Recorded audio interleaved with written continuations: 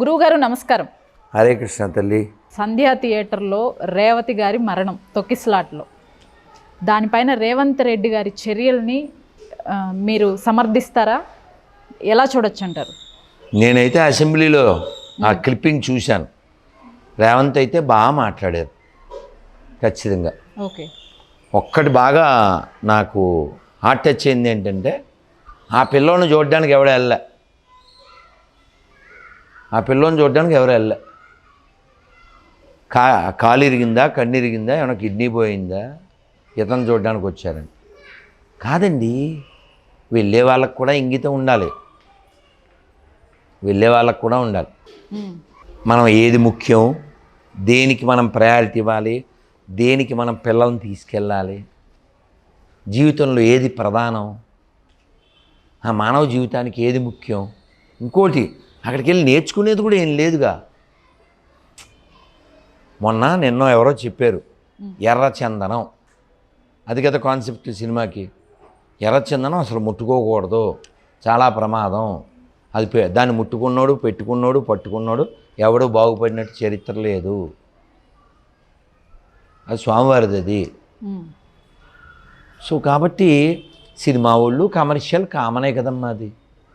అవునా? వాళ్ళ చైతన్యం అలా పనిచేస్తుంది. కాబట్టి మనకిప్పుడు హీరో ఎవరు అని ప్రశ్న అడుగు. గుకేష్. ఏం పేరు అతను పేరు? గుకేషా? ఏం పేరు? చెస్ 18 ఏళ్ళకి. జియు నాట్ జిఓ. గుకేష్ చిన్న పిల్లోడు.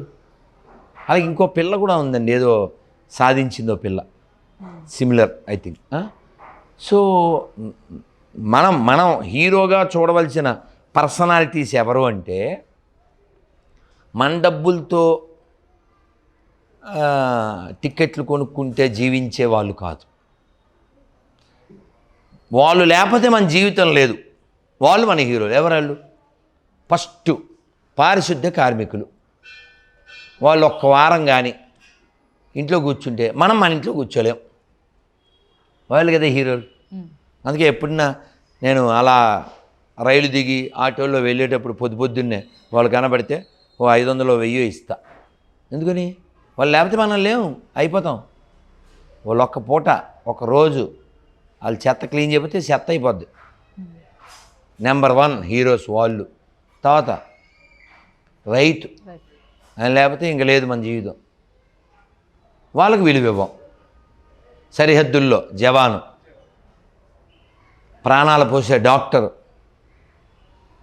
అమ్మ, నాన్న, గురువు, ఇలా ఒకరు కాదు. మన జీవితానికి హీరోలు వీళ్ళు కదా. అసలు సంబంధమే లేదు. అదేదో బిగ్ బాస్ అంట, ఓపెన్ ప్రాస్టిట్యూషన్ లాగా. సో కాబట్టి మనకి కూడా ఉండాలమ్మా. మనకు కూడా ఉండాలి. ఎక్కడికి వెళ్ళాలి, ఎప్పుడు వెళ్ళాలి, ఏది చూడాలి, కాలాన్ని ఎలా గడపాలి. కాలో గచ్చతి ధీమత. ఆల్రెడీ మోహన్ బాబు గారిది ఇన్సిడెంట్ మీకు తెలిసే ఉంటుంది. ఈ ఉదంతం అంతా ఇప్పటికి కూడా బెయిల్ గురించి రాద్ధాంతం జరుగుతుంది. అవలేదా? లేదు. ఆయన ఒక జర్నలిస్ట్ని మైక్తో కొట్టడం జరిగింది. జస్ట్ ఒక క్వశ్చన్ ఏం జరిగింది అని అడిగినందుకు. తర్వాత వెళ్ళి కలిశారనుకోండి, అతనికి ఫ్రాక్చర్ కూడా అవ్వటం జరిగింది. జర్నలిస్ట్ రంజిత్కి. మాట్లాడు, ఎందుకు కొట్టాలి? కొట్టాల్సిన పని లేదే. మీకు నచ్చకపోతే గెట్ లాస్ట్ అను. ఇప్పుడు మీరు వచ్చారమ్మా, నాకు తప్పలేదు, 1 గంట పైన మిమ్మల్ని వెయిట్ చేయించాను. అందుకని ఎందుకు వచ్చారు అంటున్నావా ఏంటి? నిన్న కూడా లేట్ అయ్యింది, తప్పలేదు. అదేంటి, మీరు సమాచారం కోసం వచ్చారు. ఇస్తే సారీ ఇప్పుడు మాట్లాడినా అంటే అయిపోతుంది కదా. ఇవన్నీ అమ్మ, ఒక మాట చెప్పనా, మనకు యాటిట్యూడ్ ఉంటుంది కదా, దాన్ని బట్టి థింగ్స్ జరుగుతూ ఉంటాయమ్మా. ఇప్పుడు నాకు కొంచెం హెల్త్ సెట్ అవ్వలేదు. నేను భోజనం వచ్చింది, ఎవరికో దానం చేయమని చెప్పా.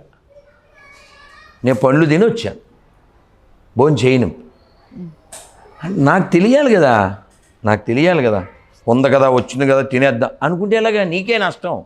అలాగే కొన్ని విషయాల్లో సినిమాల్లో చేయాల్సింది యాక్ట్, సిచ్యువేషన్ బట్టి చేయాల్సింది రియాక్ట్. ప్రతి చోట ఒకటే వాడితే మనం ఏం చేయలేమమ్మా. క్రిస్మస్ అంటే యేసుక్రీస్తు పుట్టినరోజు కాదు అని పాస్టర్లు ఫాదర్లే పబ్లిక్గా చెప్తున్నారు. మరి ఎందుకు కేకులు సెలబ్రేషన్స్ ఇవన్నీ ఎందుకు? ఇప్పుడు ఏమన్నా మాట్లాడితేనేమో హర్ట్ అవుతారు. చెప్పి చెప్పి మాకు సాలైపోతుంది. ఈ ఎన్ని ఉదాహరణలు చెప్తాను. 10 లక్షలు ఇస్తా అని చెప్పా 5-6 ఏళ్ల క్రితం. తర్వాత 25 చేసాం, 50 చేసాం. నీకు తెలుసు కదమ్మా మన పాంప్లెట్. అవును, 90 లక్షలు ఇస్తా అని చెప్పాం.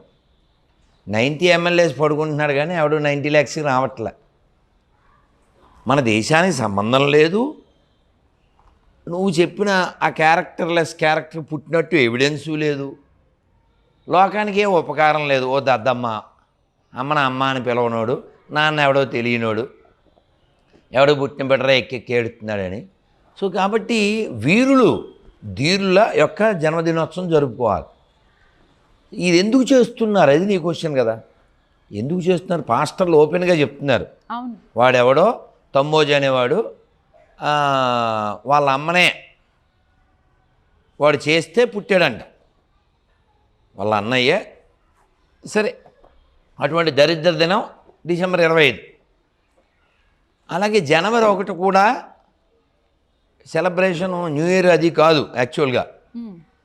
ఇప్పుడు మీరు చెప్పిన ఈ పీసు అతనికి శరీరంలో పీసు తీసేసిన రోజు.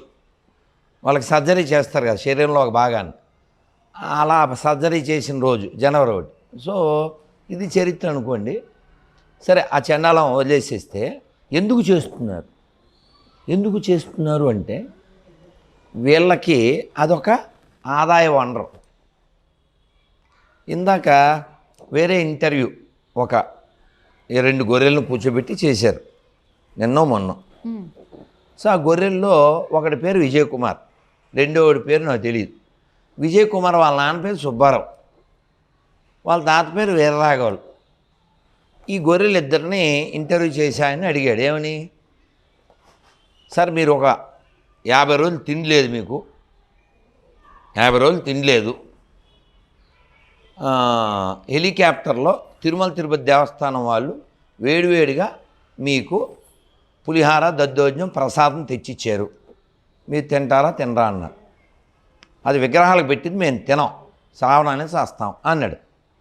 ఇప్పుడు ఇవాళ మెర్రీ కిస్మిస్ చెప్పిన ఎదవలకి, మన ఎదవలకి, లేకపోతే ఆ పాసిపోయిన కేకులు తిన్న పోరంబోకులకి ఇది మంచి సమాధానం కదా.